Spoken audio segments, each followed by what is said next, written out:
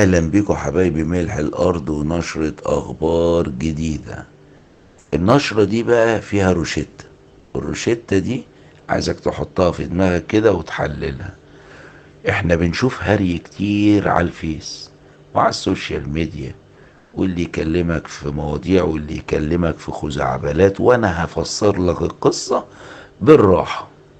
هتلاقي اكتر واحد هيكلمك عن الدين والفضيلة هو اساسا مش بيعمل باللي بيقول بيه، ولو كان بدأ بنفسه كان ريحنا.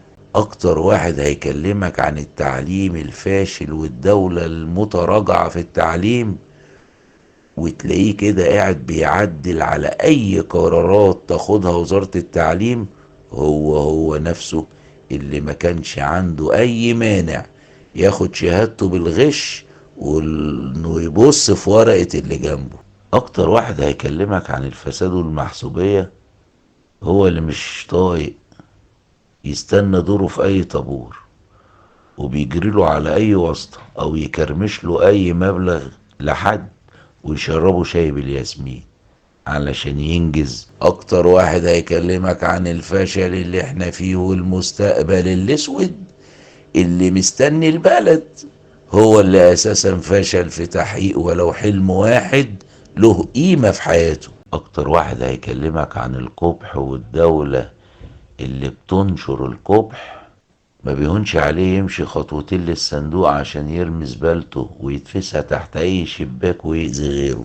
اكتر واحد هيكلمك عن اهتمام بالعمل وقيمته واهميته هو اساسا مزوغاتي، ما عندوش مانع زميله يمضي بدل منه. واحد هيكلمك عن الحقوق والظلم وتلاقيه عيني بيتشحتف ودموعه نازله على الغلابه ومعرفش ايه، ما فكرش حتى يطلع جنيه واحد من فلوسه يساعدهم بيه. ده اذا ما كانش اساسا واكل حق اخواته في الميراث او مدوخ طليقته وعياله على النفقة يا ولده.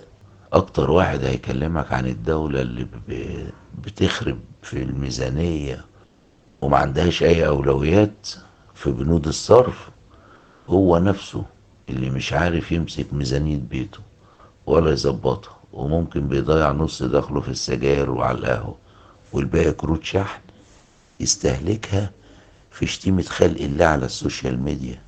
ده بقى اللي موضوع. اكتر واحد هيكلمك عن اننا لازم ناخد سلاحنا ونجري نحارب من بكرة، وكلامه كله عن تريات وعايزك تفتح له الحدود، هو نفسه اللي كان زعلان ومقموص ومتضايق وقت التجنيد ومش متحمل صعوبة وطول وقت الخدمة، ده لو ما كانش اصلا متخلف. اكتر واحد هيكلمك عن فلوس اوروبا السهلة هو اللي ما خطاش ولا عتب ولا شاف اوروبا اساسا ولا شقي ولا تعب زي اللي شقيوا وتعبوا وخدوها من اول غسل الاطباق هناك. ما اسهل الكلام والادعاء والانتقاد والهدم والتشكيك، وعلى الرأي اللي قاله هو الكلام عليه جمرك. كل اللي عايزه منكم يا ملح الارض كونوا خلف قائدنا على قلب رجل واحد، القوي الامين رزق.